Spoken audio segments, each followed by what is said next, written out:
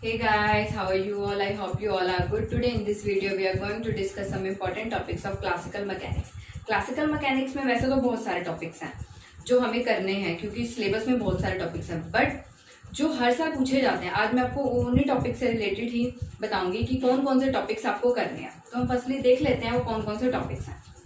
First is the Lagrangian formulation. Lagrangian formulation most important topic है, ठीक है। और इसमें आपको क्या करना है, सारे लैग्रेंजियन नहीं करने क्योंकि लैग्रेंजियन भी बहुत सारे हैं। अगर आप वो सारे करने लग जाओगे तो आप बहुत ज्यादा डिप्रेशन में चले जाओगे कि क्या करें, अब इतने सारे लैग्रेंजियन कैसे करें। तो आपको सिर्फ वही मेनली लैग्रेंजियन करने हैं जो हर साल पूछे जाते हैं। और लैग्रेंजियन का भी एक तरीका है कि आपको वहां पूरा सोल्व नहीं करना, आपको लैग्रेंजियन में क्या पता होना चाहिए वो मैं आपको बताती हूँ। First is a simple pendulum. Simple pendulum से आपको क्वेश्चन आता है, आपको उसमें क्या देखना है कि आपको उसका काइनेटिक एनर्जी पता होनी चाहिए, पोटेंशियल पता होनी चाहिए। तो आप क्या कर सकते हो, इजीली लैग्रेंजियन फाइंड आउट कर सकते हो क्योंकि लैग्रेंजियन क्या होता है, टी माइनस वी होता है।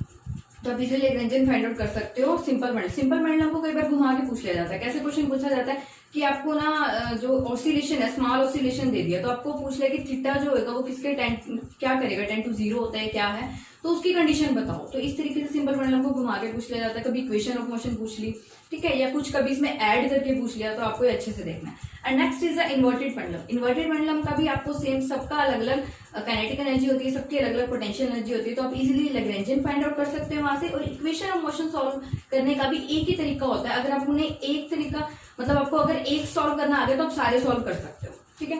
And next is the spring mass system and combination of spring. Spring से भी रिलेटेड क्वेश्चन आता ही आता है। स्प्रिंग का क्या करेंगे, कई बार मास को नीचे की साइड लटका देंगे या कई बार साइड में होगा, तो इस तरीके से कभी कॉम्बिनेशन में स्प्रिंग दे देंगे या कभी मासेज उसमें बहुत सारे ऐड कर देंगे। तो आपको वो कॉम्बिनेशन ऑफ स्प्रिंग्स वाले जो है वो आपको पता होना चाहिए कि उसमें टी और वी कैसे सॉल्व करते हैं, कैसे पता होना चाहिए। तो उससे आप लैग्रेंजियन इजिली फाइंड आउट कर सकते हो। Next is the एटवर्ड machine and double एटवर्ड machine. एटवर्ड machine and double एटवर्ड machine का भी आपको क्या करना है, इसका सिर्फ अपना डायरेक्ट लैग्रेंजियन ध्यान कर लो और equation of motion find out कर लो कि ध्यान कर लो कि क्या होती है। क्योंकि अगर आप इनको पूरा सॉल्व करने बैठोगे तो एग्जाम में इतना टाइम नहीं होता। अब जैसे डबल एटवर्ड मशीन से क्वेश्चन आया हुआ था कि आपको सीधा ना इन्होंने सिर्फ काइनेटिक एनर्जी पूछ ली थी कि डबल एटवर्ड मशीन की काइनेटिक एनर्जी बता दो क्या होती है, 4 ऑप्शन दे दिए थे। तो आपको पता होना चाहिए कि डबल एटवर्ड मशीन की काइनेटिक एनर्जी क्या होती है और पोटेंशियल एनर्जी क्या होती है। And next is the Beed sliding on a wire. इससे भी क्वेश्चन आता ही रहता है, Beed sliding on a wire पे या और रोटेटिंग लूप पे। तो आपको इसकी भी क्या पता होनी चाहिए, इक्वेशन ऑफ मोशन पता होनी चाहिए। आप सिर्फ मैं आपको एक वीडियो में सारे के सारे इक्वेशन ऑफ मोशन और जो इनका लैग्रेंजियन है वो आपको बता दूंगी क्या क्या होता है। क्योंकि आप प्लीज इसको सॉल्व मत करके देखना, सिर्फ आप इनको डायरेक्ट ध्यान रखना, ठीक है। And next is the motion of charge particle in electromagnetic field. यहाँ से भी आपको लैग्रेंजियन डायरेक्ट क्वेश्चन में पूछ लिया जाता है, हैमिल्टोनियन में पूछ लिया जाता है। तो आपको पता होना चाहिए कि मोशन ऑफ चार्ज पार्टिकल है उसका इलेक्ट्रोमैग्नेटिक फील्ड का लैग्रेंजियन क्या होता है। And next is the Lagrangian Euler equation is invariant under Gauss transformation. इससे भी आपको इसका भी लैग्रेंजियन पता होना चाहिए कि जो इनवेरियंस के केस में, गाउस ट्रांसफॉर्मेशन के केस में उसका लैग्रेंजियन क्या होता है। सिर्फ आपको यही लैग्रेंजियन बहुत अच्छे से ध्यान रखने हैं, इससे ज्यादा आपको लैग्रेंजियन नहीं करना क्योंकि इसी से ही रिपीटेडली क्वेश्चन पूछे जाते हैं। अब मैं आपको बताऊंगी कि और कौन कौन से मोस्ट इंपोर्टेंट टॉपिक्स हैं जो हमें क्लासिकल मैकेनिक्स में करने हैं। अब हम देख लेते हैं कि हमारा नेक्स्ट टॉपिक कौन सा है जो हमें करना है, जो मोस्ट इंपोर्टेंट है। Next is the small oscillation. Small oscillation में आपसे किस टाइप के क्वेश्चन पूछे जाते हैं। स्मॉल ऑसिलेशन के आपको ये पता होना चाहिए, क्वेश्चन में आएगा कि पोटेंशियल आपको गिवन है। पोटेंशियल गिवन है तो आपको इसकी फ्रीक्वेंसी फाइंड आउट करने के लिए बोलेगा, फ्रीक्वेंसी। तो फ्रीक्वेंसी का आपको फॉर्मूला पता होना चाहिए कि हम पोटेंशियल से कैसे फ्रीक्वेंसी फाइंड आउट करते हैं। और आपको इसमें स्टेबल और अनस्टेबल इक्वेशन भी पता होनी चाहिए। तो इस टाइप के क्वेश्चन आपसे स्मॉल ऑसिलेशन के लिए पूछे जाते हैं। And next is Hamiltonian formulation. Hamiltonian formulation में जैसे मैंने आपको लैग्रेंजियन के बताए हैं कि आपको लैग्रेंजियन सिंपल पेंडुलम का ध्यान रखना है या आपको इलेक्ट्रोमैग्नेटिक फील्ड का, ऐसे ही आपको फर्स्टली तो आपको इसकी हैमिल्टन इक्वेशन ध्यान रखनी है कि हैमिल्टन इक्वेशन ऑफ मोशन क्या होती है। एंड सेकेंडली आपको ये ध्यान रखना है कि जो सिंपल पेंडुलम है इसका हैमिल्टोनियन क्या होगा, या जो इलेक्ट्रोमैग्नेटिक फील्ड है उसका हैमिल्टोनियन क्या होगा, या जो रिलेटिविटी पे बेस्ड है उनका लैग्रेंजियन और हैमिल्टोनियन क्या होगा। क्योंकि इसके ये डायरेक्ट पूछे गए आपसे, तो आपको इन सब का हैमिल्टोनियन ध्यान रखना है। और आपसे इसमें किस टाइप के क्वेश्चन पूछे जाते हैं कि आपको हैमिल्टोनियन गिवन है, हैमिल्टोनियन गिवन है और उससे आपको लैग्रेंजियन फाइंड आउट करना है, या आपको लैग्रेंजियन गिवन है और उससे आपको हैमिल्टोनियन फाइंड आउट करना है, ठीक है।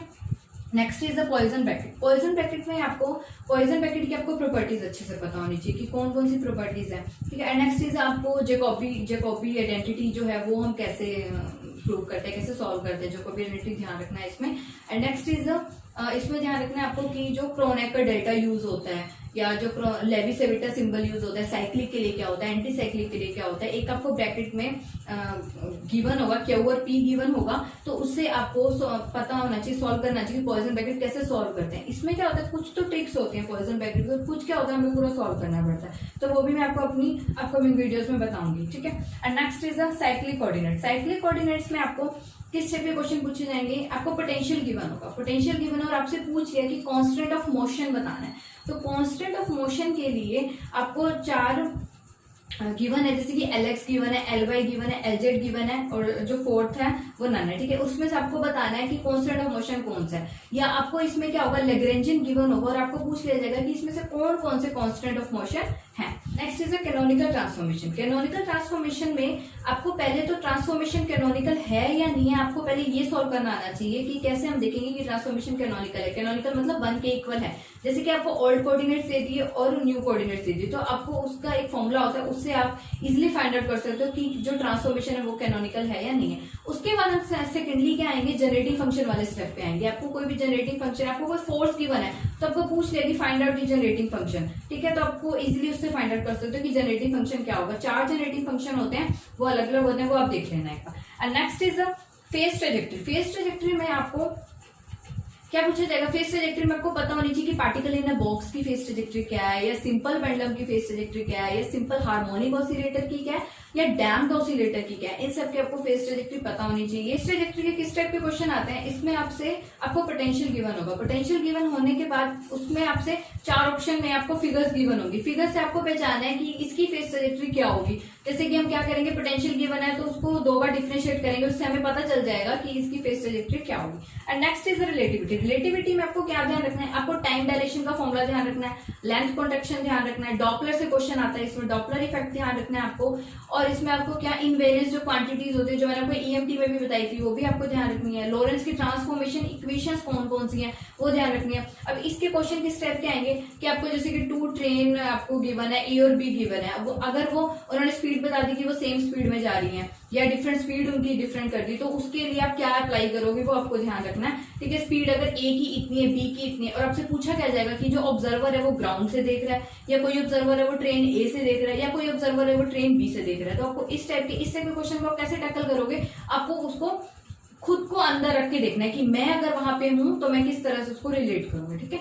And next is centre force. Centre force से आपका किस टाइप के क्वेश्चन आते हैं कि आपको उसमें भी पोटेंशियल आपको गिवन होता है और आपसे पूछ लिया कि इसकी रेडियस क्या होगी, रेडियस किसकी सर्कुलर ऑर्बिट की क्या होगी, या फ्रीक्वेंसी क्या होगी।